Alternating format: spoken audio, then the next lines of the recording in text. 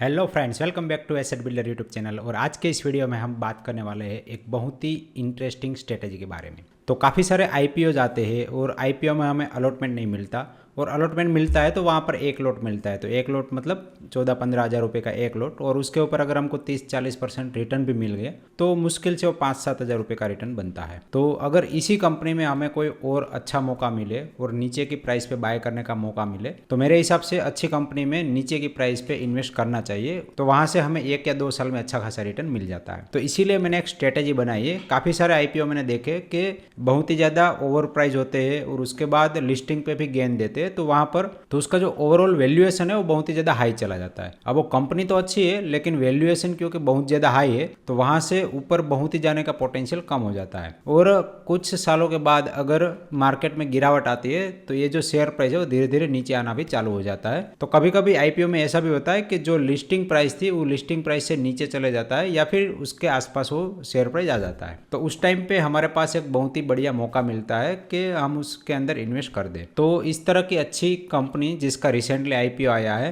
तो उसमें हम किस तरह से इन्वेस्ट कर सकते हैं उसके लिए मैंने एक स्ट्रेटेजी बनाई है। तो स्टेप बाय स्टेप हम वो स्ट्रेटेजी को देखेंगे।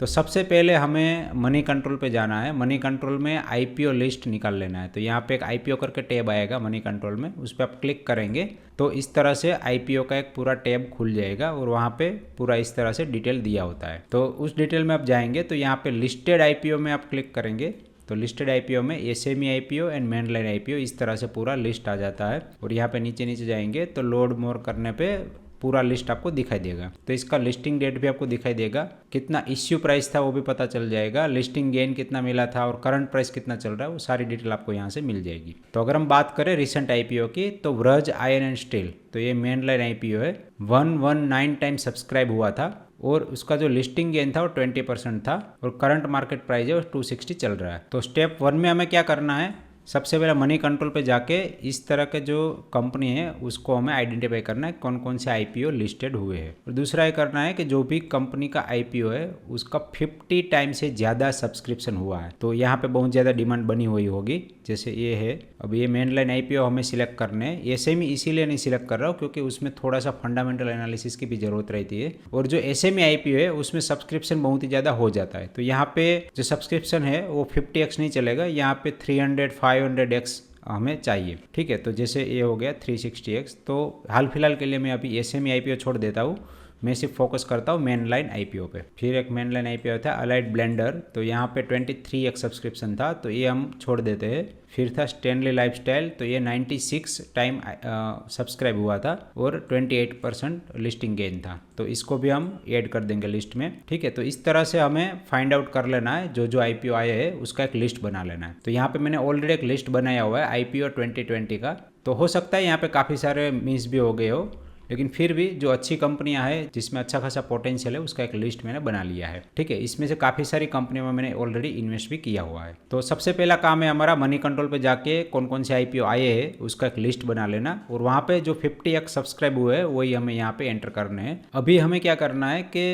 ये जो आईपीओ है वो ऊपर जाए नीचे जाए हमें उससे कुछ लेना देना नहीं है, हमें सिर्फ ऑब्जर्व करना है कि कब इसका जो प्राइस है वो उसके नियर टू सब्सक्रिप्शन प्राइस आ जाए, इश्यू प्राइस आ जाए, या फिर एक नीचे में बेस पैटर्न बनता हुआ दिखे। जैसे सिगाची की बात करूं मैं तो यहाँ पे आईपीओ आया था 2021 में, उसका शेयर प्राइस धीरे धीरे नीचे जाने लगा और यहाँ पे एक बहुत ही बड़ा बेस बन गया। आप यहाँ पे देख सकते हैं कि एक बहुत ही बड़ा बेस बन गया, इसको प्राइस काट के नीचे नहीं जा रहा था। अब यहाँ पे आप देखेंगे तो यहाँ पे एक चार्ट पैटर्न भी बना, ये जो रेंज थी वो रेंज में ही शेयर प्राइस ट्रेड कर रहा था, और यहाँ पे एक कप विथ हैंडल पैटर्न भी बन गया। तो यहाँ पे हमें कॉन्फिडेंस मिलता है कि शेयर प्राइस बहुत ही ज़्यादा नीचे नहीं जा रहा है। और दूसरा हमें काम ये करना है, स्क्रीनर पे चले जाना है और यहाँ पे इस कंपनी का हमें फंडामेंटल देख लेना है।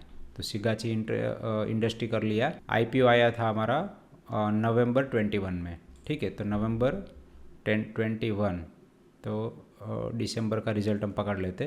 तो दिसंबर में इसका जो नेट प्रॉफिट था वो 10 करोड़ का था, उससे पहले इसका 9 करोड़ 10 करोड़ का प्रॉफिट था, और जो रेवेन्यू था वो 57 इतना इसका रेवेन्यू था। अगर हम यहाँ पे बात करें, एक बार बेस पे टच हुआ, दूसरी बार टच हुआ, तीसरी बार भी टच हुआ, ठीक है। तो यहाँ पे अप्रैल 23 बन गया था। तो अप्रैल 23 में एक बार हम देख लेते। तो अप्रैल 23 मतलब मार्च, तो मार्च में कंपनी का जो प्रॉफिट था वो 7 करोड़ था और जो रेवेन्यू था वो 72 करोड़ था, ठीक है। तो यहाँ पे रेवेन्यू इंक्रीज हुआ था, मार्जिन थोड़े से प्रेशर में थे, तो इसीलिए यहाँ पे कंपनी का प्रॉफिटेबिलिटी थोड़ा सा कम था। लेकिन उसके पहले अगर हम देखें तो 12 करोड़, 13 करोड़, 14 करोड़, तो यहाँ पे एक अच्छा खासा प्रॉफिट भी दिया था और रेवेन्यू भी यहाँ पे ग्रोथ दिखाया था। मतलब कि कंपनी थोड़ा अच्छा कर रही थी, लेकिन पर्टिकुलरली यहाँ पर थोड़ा सा रिजल्ट खराब थे।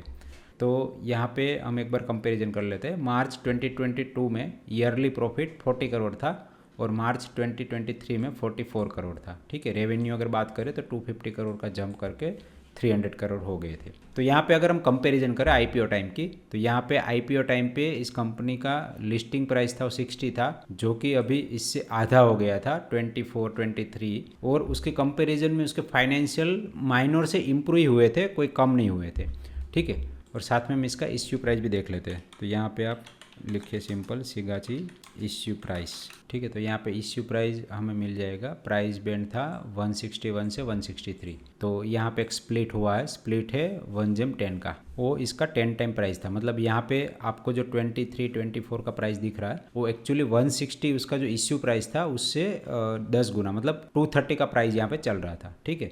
तो इश्यू प्राइस से तो थोड़ा सा ऊपर ही था, लेकिन फिर भी यहाँ पे जो लिस्टिंग गेन मिला उसके कंपैरिजन में प्राइस तो बेटर ही था। तो इस तरह से हमें एक बार देख लेना है कि क्या हमें लिस्टिंग या फिर इश्यू प्राइस जो है उससे कम में वो मिल रहा है कि नहीं, ठीक है। तो मैंने शिगाची में वैसे इन्वेस्ट नहीं किया था, वैसे यहाँ पे अच्छा पैटर्न भी बन रहा था, सब सही था, लेकिन फिर भी थोड़ा कॉन्फिडेंस नहीं आ रहा था, तो नहीं किया था। अदरवाइज़ यहाँ पे अगर आप इन्वेस्ट करते तो हाल में आपको जो रिटर्न है टोटल वो यहाँ से लेके लगभग 2x 3x रिटर्न मिल जाता। तो यहाँ पे 2.5x बन गया, और अभी यहाँ पे जो ऑल टाइम हाई था जो लिस्ट इश्यू था वहाँ तक भी अगर हम गेन लेते तो अभी 130 140 का गेन था। तो जनरली मैं क्या करता हूँ, इस तरह से जो आईपीओ प्राइस में नीचे गिर जाए और एक बेस बना दे, तो बेस पे अगर हम परचेस करते तो वहाँ से 60 से लेके 100% का गेन हमें मिल जाता है विद इन 1 to 2 ईयर। तो ये है पूरा स्ट्रेटेजी। अभी यहाँ पे हम एग्जांपल देखते हैं कि कौन कौन से में मैंने एंट्री लिया था और उसके पीछे का रीज़न क्या था। तो लेटेंट व्यू में मैंने एंट्री ली थी। अगर इसका हम इश्यू प्राइस देखें तो इश्यू प्राइस लगभग 197 था। तो हम एक बार देख लेते हैं लेटेंट व्यू इश्यू प्राइस है 197। इसका लिस्टिंग जो हुआ था वो 500 के आसपास हुआ था, वहाँ से हाई बनाया था 750 के आसपास, और शेयर प्राइस वहाँ से नीचे आना चालू हुआ और यहाँ पे एक बेस बनाया, तो यहाँ पे सपोर्ट लिया और उसको नीचे काट के नहीं जा रहा था, ठीक है। और साथ में यहाँ पे एक पैटर्न भी बनाया। तो अगर हम पैटर्न देख ले, यहाँ पे एक reverse head and shoulder type का पैटर्न बन रहा था, ठीक है। तो मैंने एग्जैक्टली यहाँ पे एंट्री लिया था 400 से जस्ट आसपास, और मेरा जो टारगेट है अभी भी मैंने इसको बुक नहीं किया है, मेरा टारगेट है यहाँ पे 700 के आसपास, ठीक है। तो यहाँ से ये जो गेन है, ठीक है, थोड़ा सा मैं नीचे रखता हूँ तो भी ये 74-75% के आसपास का गेन बन रहा है, ठीक है। अब यहाँ पे आप देखिए एक दूसरा पैटर्न भी बन रहा है, ये reverse head and shoulder pattern है, ठीक है। तो यहाँ पे हम इसके फाइनेंशियल देख लेते हैं, लेटेंट व्यू। तो कंपनी ने इतना अच्छा लिस्टिंग गेन दिया, इतना अच्छा शेयर प्राइस मूवमेंट हुआ और उसके बाद नीचे भी आया, तो इसका इश्यू प्राइस था उसको काट के नीचे नहीं गया। मतलब कंपनी के सभी चीज़ अच्छी है। और फाइनेंशियल भी एक बार देखें तो दिसंबर का अगर हम देखें तो 50 करोड़ का प्रॉफिट था, और उसके कंपैरिजन में अगर हम अभी का फाइनेंशियल देखें मार्च 2024 का, तो 45 करोड़ का प्रॉफिट है। तो इसके कंपैरिजन में इतना ज़्यादा प्रॉफिट अच्छा नहीं है, लेकिन अगर हम 50 करोड़ से पहले की बात करें तो यहाँ पे 22 करोड़ के आसपास ही इनका प्रॉफिट बन रहा था। जबकि यहाँ पे आप कंसिस्टेंसी देखें तो 30-40 करोड़ के आसपास तो कंसिस्टेंटली प्रॉफिट बन रहा है। और सामने रेवेन्यू भी देखें तो यहाँ पे 100 करोड़ का रेवेन्यू था, वो भी बढ़ के हो गया है 172 करोड़ का, ठीक है। तो यहाँ पे हो सकता है कि दूसरे कोई रीज़न की वजह से यहाँ पे मार्जिन थोड़े से प्रेशर में हो, इसीलिए यहाँ पे प्रॉफिटेबिलिटी थोड़ी सी कम दिखाई दे रही। अदरवाइज कंपनी का जो परफॉर्मेंस है वो अच्छा है। तो यहाँ पे कोई भी मुश्किल नहीं था एंट्री लेने में। तो यहाँ से ऑलरेडी 30% गेन पे तो बैठा ही हूँ और मेरा जो टारगेट है वो लगभग 74% टारगेट है। तो इस तरह से मैंने यहाँ पे एंट्री ली थी। उसके बाद है नेक्स्ट हर्षा इंजीनियरिंग। तो हर्षा इंजीनियरिंग में मैंने परफेक्ट एंट्री लिया था। एक्चुअली जब लिस्टिंग के बाद ये शेयर प्राइस बहुत ही ज़्यादा ऊपर गया और नीचे जब आया तो 330 इसका इश्यू प्राइस था। तो 330 के आसपास जब ये प्राइस चल रहा था तब मैंने यहाँ पे एग्जैक्टली एंट्री लिया। तो ऐसा परफेक्ट बॉटम कभी कभी हमारे हाथ में आता है। तो यहाँ पे एक बार हम हर्षा इंजीनियरिंग का देख लेते हैं।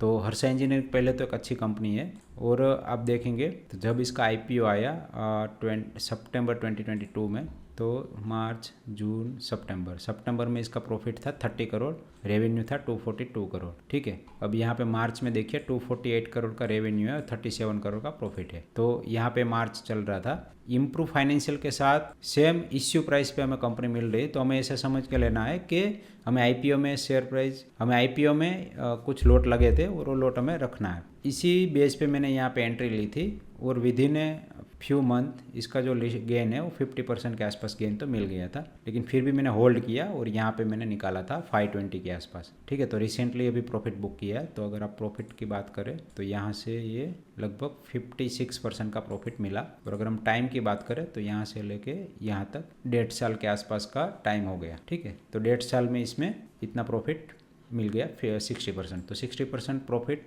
विद इन 1.5 ईयर कोई बुरा नहीं है। उसके बाद कैंपस, तो कैंपस में अभी मैंने रिसेंटली एंट्री ली। यहाँ पे इसका लिस्टिंग हुआ था, उसके बाद बहुत ही ज़्यादा ऊपर गया। और अगर हम इश्यू प्राइस की बात करें, इश्यू प्राइस था 278 से 292।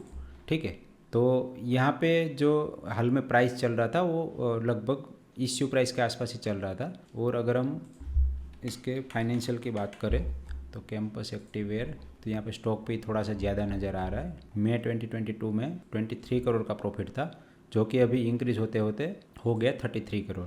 और सामने रेवेन्यू भी देखे तो रेवेन्यू ग्रोथ भी एक माइनर सा हुआ है, थोड़ा सा यहाँ पे कम हुआ है, लेकिन रेवेन्यू ग्रोथ हुआ है। ठीक है, तो यहाँ पे डेफिनेटली ये प्रॉफिटेबिलिटी अच्छा है कंपेयर टू दिस। तो यहाँ पे एक reverse head and shoulder pattern भी बन रहा है, तो आराम से ये फर्स्ट टारगेट और सेकंड टारगेट तक जा सकते हैं, ऐसा मुझे लग रहा है। तो इसीलिए मैंने ऑलरेडी यहाँ पे एंट्री ले लिया है। ठीक है, तो इस तरह से काफ़ी सारी कंपनियाँ हैं जिसके अंदर मैंने एंट्री लिया था। और एक था DCX इंडिया। तो DCX इंडिया में भी यहाँ पे इतना बड़ा लिस्टिंग गेन मिला था 300 के आसपास। वहाँ से शेयर प्राइस डाउन होते होते 143 तक चला गया। इसका भी इश्यू प्राइस कुछ 185 के आसपास था।